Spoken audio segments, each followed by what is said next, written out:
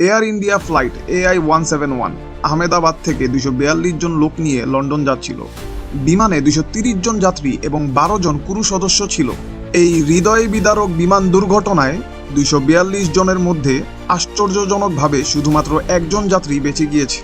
প্রশ্ন হচ্ছে, কি কারণে একই সাথে বিমানের দৈত্যাকার দুটি ইঞ্জিন ব্যর্থ হলো, নাকি ইঞ্জিন ছাড়াও অন্য কোনো ভয়াবহ ভুলের কারণে ঘটে গেল এই মর্মান্তিক দুর্ঘটনা? কিভাবে 242 জনের মধ্যে শুধুমাত্র সেই একজন লোক বেঁচে ফিরলেন?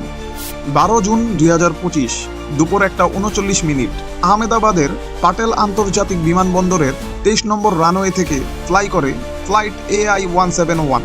ফ্লাই করার পরে যখন বিমান মাত্র 625 ফিট উচ্চতায় পৌঁছায়, এরপরে কোনো রকম সতর্কতা ছাড়া হঠাৎ করেই বিমান নিচে নামতে শুরু করে। 1:42 দিকে শেষবারের মতো বিমানের পাইলট এয়ার ট্রাফিক কন্ট্রোলকে এক ভয়ঙ্কর বার্তা পাঠায়, মেইডে মেইডে। এই সংকেত রেডিওতে তখনই দেওয়া হয় যখন কোনো বিমান বা জাহাজের কন্ট্রোল চালকের হাতের বাইরে চলে যায়। প্রায় দুপুর 1:44 দিকে বিমানবন্দরের ঠিক সামনেই মেঘানী নগরে অবস্থিত বিজে মেডিকেল কলেজের একটি ভবনে বিমানটি বিধ্বস্ত হয়। জানা যায় সেই ভবনের ভেতরে মেডিকেলের ছাত্রছাত্রীরাও ছিল। সেখানে প্রচণ্ড বিস্ফোরণ ঘটে, দাউ দাউ করে আগুন জ্বলছিল। দুর্ঘটনার স্থল কালো ধোঁয়ায় ঢেকে যায়। এই বিমান দুর্ঘটনার কারণ ইনভেস্টিগেশন করা হচ্ছে। যেহেতু ইনভেস্টিগেশন এখনো চলছে, তো আমরা এখন জানাবো আসলে কি কি কারণে বিমানটি বিধ্বস্ত হতে পারে, তার সম্ভাব্য কারণগুলো। তবে একটি উল্লেখযোগ্য বিষয় জানা যায় ইন্ডিয়ান ফ্লাইট AI-171 এর বেঁচে যাওয়া একমাত্র প্যাসেঞ্জারের কাছ থেকে। উনি বলেছেন প্লেন ফ্লাই করার মাত্র 30 সেকেন্ড পরে বিকট একটি শব্দ শুনতে পেয়েছিলেন। আমরা আবারও এ বিষয়ে ফিরে আসব, তবে চলুন তার আগে জেনে নেই সেই যাত্রী কিভাবে মৃত্যুর হাত থেকে বেঁচে ফিরেছেন। রামেশ নামের সেই যাত্রী বোয়িং 787 ড্রিম লাইনারের সিট নাম্বার 11 এতে ঠিক জরুরি এক্সিট গেটের ইকোনমি ক্লাসের সামনের সারিতে বসেছিল। ফ্লাই করার মাত্র কয়েক মিনিট পরে বিমানটি রেসিডেন্সিয়াল এরিয়ার একটি বিল্ডিংয়ের ওপরে কয়েক খণ্ডে বিভক্ত হয়ে যায়।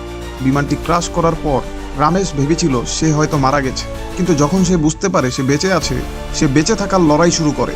সে বলেছে, আমি জানি না সেটা দরজা ছিল নাকি বিমানের কোনো ভাঙা অংশ, আমি সেটাকে পা দিয়ে ধাক্কা দিয়ে খুলে ফেলি এবং বাইরে বেরিয়ে আসতে সক্ষম হই। বেঁচে থাকা সেই ব্যক্তি যে বিকট বিস্ফোরণের আওয়াজ শুনতে পেয়েছিল সে বিষয়ে ফিরে আসা যাক। সেই বিকট শব্দটি হয়তো ইঞ্জিন বিস্ফোরণের শব্দ।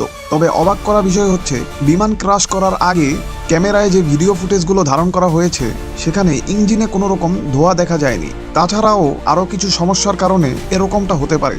হয়তো বিমানের ইঞ্জিন কোনো যান্ত্রিক ত্রুটির কারণে বন্ধ হয়ে গিয়েছিল, অথবা বিমানের জ্বালানি ব্যবস্থায় কোনো সমস্যা দেখা দিয়েছিল। এই ঘটনায় সবচেয়ে গুরুত্বপূর্ণ কারণ হতে পারে বিমানের পাখায় থাকা ফ্লাপ, যেগুলো ফ্লাই করার সময় বিমানকে উপরে উঠতে সাহায্য করে এবং বিমান ল্যান্ড করার সময় বিমানের গতি নিয়ন্ত্রণ রাখে।